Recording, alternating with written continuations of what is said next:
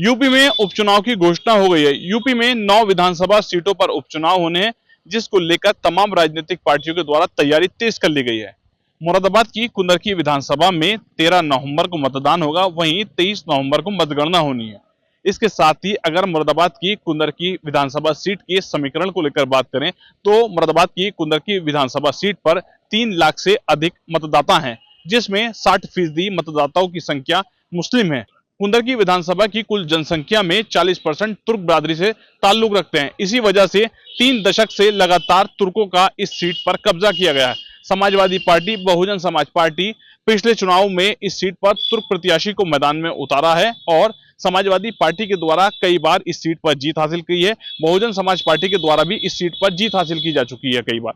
अब मुरादाबाद जनपद में कुंदरकी विधानसभा में होने वाले उपचुनाव को लेकर एआईएमआईएम के द्वारा भी अपने प्रत्याशी की घोषणा करते हुए मुरादाबाद की कुंदरकी विधानसभा में हाफिज मोहम्मद वारिस को प्रत्याशी बनाया गया है। दरअसल 2022 के चुनाव में भी हाफिज मोहम्मद वारिस के द्वारा चुनाव लड़ा गया था और हार गए थे।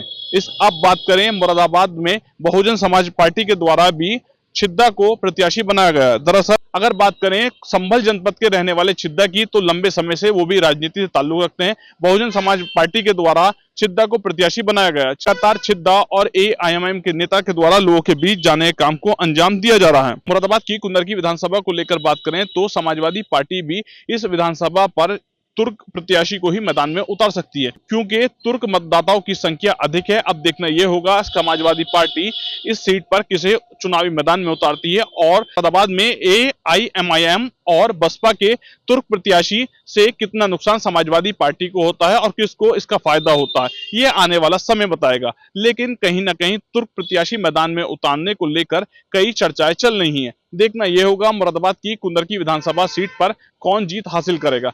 2022 के विधानसभा चुनाव में समाजवादी पार्टी के नेता जियाउर रहमान बर्क को इस विधानसभा से प्रत्याशी बनाया गया था, जिसके बाद 2024 के लोकसभा चुनाव से पहले जियाउर रहमान बर्क के दादा शफीकुर रहमान बर्क का निधन हो गया था। शफीकुर रहमान बर्क का निधन हो जाने के बाद मुरादाबाद की कुंदरकी विधानसभा से विधायक जियाउर रहमान बर्क को समाजवादी पार्टी के राष्ट्रीय अध्यक्ष अखिलेश यादव के द्वारा 2024 के लोकसभा चुनाव में संभल से प्रत्याशी बनाया गया था।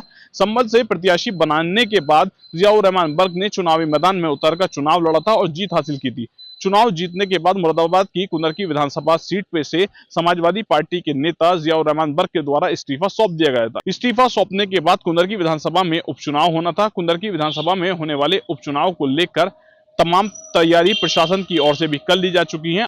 अब देखना यह होगा जिस तरीके से बहुजन समाज पार्टी और एआईएमआईएम के द्वारा तुर्क प्रत्याशी को मैदान में उतारा है, किस तरीके से चुनाव लड़ते हैं और कौन सी पार्टी इस विधानसभा सीट पर जीत हासिल करती है। शारिक सिद्दीकी, टीवी 9 मुरादाबाद।